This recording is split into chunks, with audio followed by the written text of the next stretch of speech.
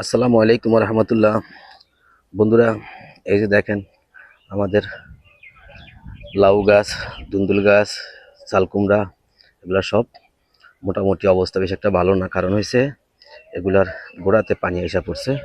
এই যে এই জায়গাটার নাম আমার, এই জন্য আর কি। তো যাই হোক, এখানে মাছের জন্য ব্যবস্থা করতেছি, এই জন্য আর কি। আর কিছু করার নাই। তো যে এগুলা নষ্ট হয়ে গেছে আর কি, জাংলাগুলো এগুলো খুলে ফেলবো। জাংলা খুলবো না, গাছগুলো আর কি কেটে ফেলবো। আর দু একদিন যাক, ওরা এমনি মারা গেছে, তারপরও দেখি কি হয়, তারপর উঠায় নিয়ে যাব ইনশাল্লাহ।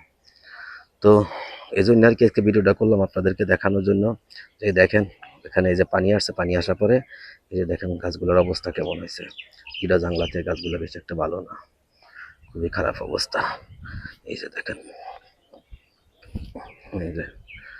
তো যাক আলহামদুলিল্লাহ, এই যে এই গাছগুলা এগুলো নিচে দিয়েছিলাম, কয়েকটা ফল আসছিল নিচে নামার পরে।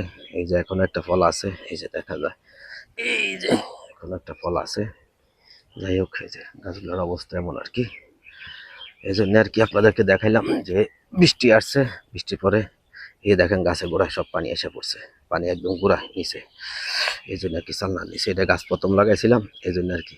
তো পানি আসার পরে দেখেন গাছগুলোর কি অবস্থা হয়েছে, সবগুলো গাছ মোটামুটি মারা যাওয়ার অবস্থা। তো এখানে ওই শসা গাছ গেছে গা, এই মিষ্টি লাউ, চালকুমড়া, আর ওইদিকে ধুন্দুল আর হইলো পাইনশা লাউ। এই যে দেখেন ওগুলো সব মোটামুটি ক্লিয়ার হয়ে গেছে।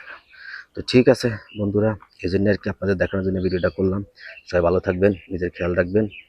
আর যদি আমার কর্ম ভালো লাগে, ভিডিওটা ভালো লাগে, অবশ্যই লাইক করবেন, কমেন্ট করবেন, শেয়ার করবেন, সাবস্ক্রাইব করে আমাকে উৎসাহিত করবেন। তো ঠিক আছে, ম্যাডাম আসছে আজকে, সবজি উঠাইতেছে এই আর কি। আল্লাহ হাফিজ।